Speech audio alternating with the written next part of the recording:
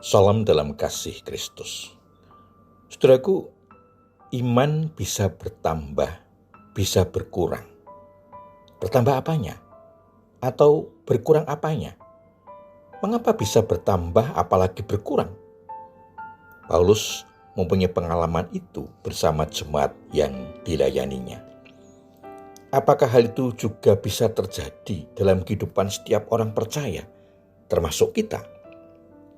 Yang pasti, kehidupan iman bisa mengalami dinamika atau pasang surut. Apakah itu ada hubungannya dengan bertambah atau berkurang? Mari kita temukan bersama dalam renungan ajaran hidup kali ini. Sebelumnya mari kita mohon berkat Tuhan dengan berdoa. Bapa di surga, terima kasih pemeliharaan dan berkat-Mu dalam kehidupan sampai saat ini. Kami sadar bahwa kehidupan iman kami tidak selalu stabil. Ada kalanya dinamika kehidupan iman kami sampai titik terendah yang membahayakan kehidupan iman kami. Bapa, mohon berkat-Mu melalui firman yang akan kami dengar dan renungkan bersama. Roh Kudus memampukan kami untuk dapat memahami, menghayati dan dapat melaksanakan dalam kehidupan. Mohon ampun atas dosa dan kesalahan kami. Di dalam nama Tuhan Yesus Kristus, doa ini kami alaskan. Amin. Saudara yang dikasihi Tuhan Yesus Kristus, firman Tuhan yang akan kita dengar dan renungkan bersama diambil dari kitab 1 Tesalonika pasal 3 ayat 8 sampai dengan 10 yang tertulis demikian.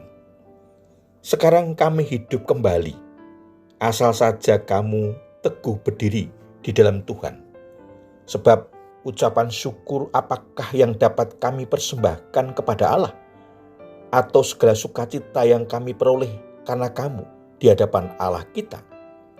Siang malam kami berdoa sungguh-sungguh supaya kita bertemu muka dengan muka dan menambahkan apa yang masih kurang pada imanmu. Demikian firman Tuhan. Saudara, bagian firman Tuhan ini diberi tema iman makin bertambah, bukan berkurang.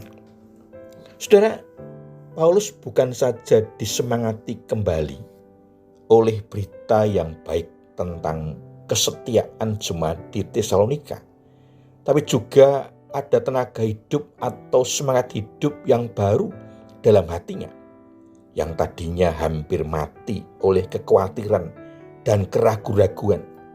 Sekarang kami hidup kembali, seru Paulus. Paulus sering memberikan nasihat kepada jemaat-jemaat yang dikunjunginya dan didampinginya. Teguh berdiri di dalam Tuhan, artinya imannya tetap teguh di dalam Tuhan Yesus Kristus. Paulus mengucapkan syukur di hadapan Allah Bapa karena telah melindungi jemaat sehingga tidak jatuh. Dan Paulus tidak dapat memberi balas apa-apa kecuali syukurnya. Ucapan syukur, apakah yang dapat kami persembahkan kepada Allah? Paulus berpendapat tidak ada perkataan yang setara dengan kebaikan Tuhan yang sanggup menyatakan perasaan batinnya dengan sepuas-puasnya. Sekalipun demikian, hatinya bersorak-sorai di hadapan Tuhan yang adalah pangkal segala berkat dan sumber iman. Paulus mengucap syukur dan ia bersukacita karena kehidupan iman orang-orang percaya di Tesalonika. Sukacita Paulus dan kasihnya terhadap orang percaya di Tesalonika tidak menyebabkan ia menutup mata terhadap kekurangan dalam jemaat di Tesalonika. Keimanan mereka yang belum sempurna, yang mendorong Paulus untuk berusaha dapat bertemu kembali, bertemu muka dengan muka, agar dapat melanjutkan pengajarannya dan penggembalaannya di antara mereka.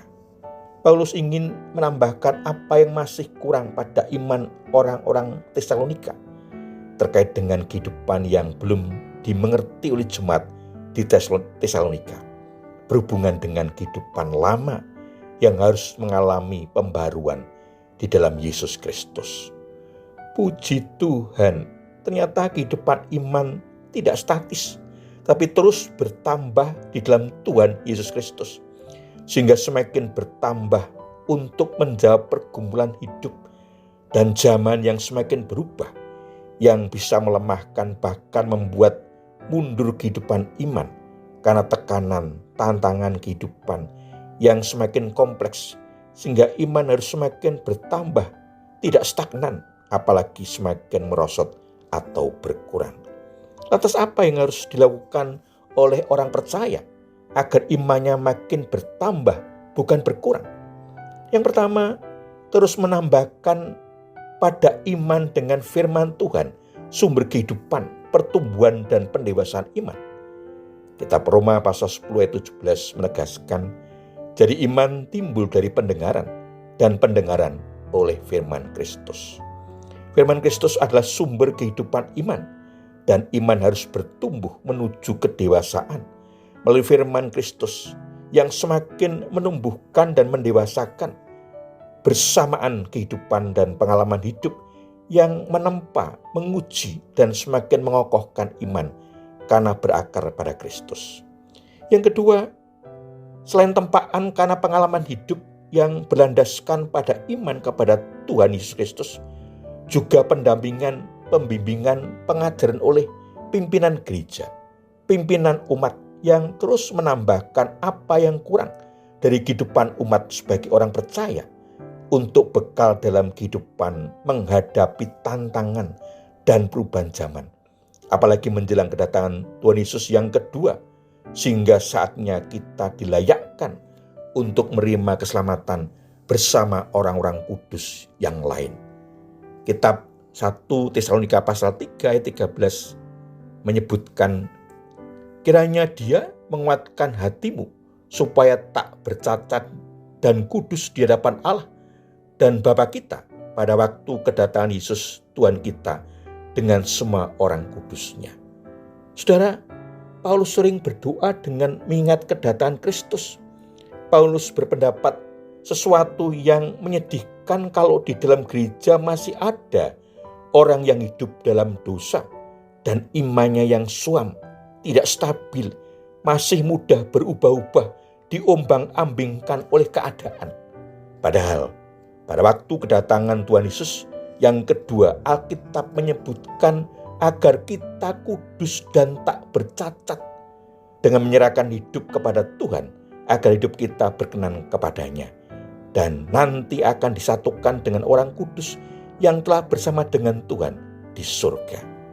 Tuhan Yesus memberkati. Amin. Mari kita berdoa. Bapa di surga, terima kasih firman-Mu menolong kami agar hidup kami sesuai dengan kehendak-Mu, sehingga saatnya Engkau datang yang kedua kalinya, kami dalam keadaan layak di hadapan-Mu dan memperoleh anugerah keselamatan. Mohon ampun atas kesalahan dan dosa kami. Hanya dalam nama Tuhan Yesus Kristus doa ini kami alaskan. Amin. Saudaraku yang dikasihi Tuhan Yesus Kristus, demikian renungan ajaran hidup. Saya bertemu kembali dalam renungan selanjutnya. Anugerah dan damai sejahtera dari Allah Bapa di dalam Tuhan Yesus Kristus, pimpinan, penyertaan, dan pemeliharaan Roh Kudus memberkati saudara semua. Amin.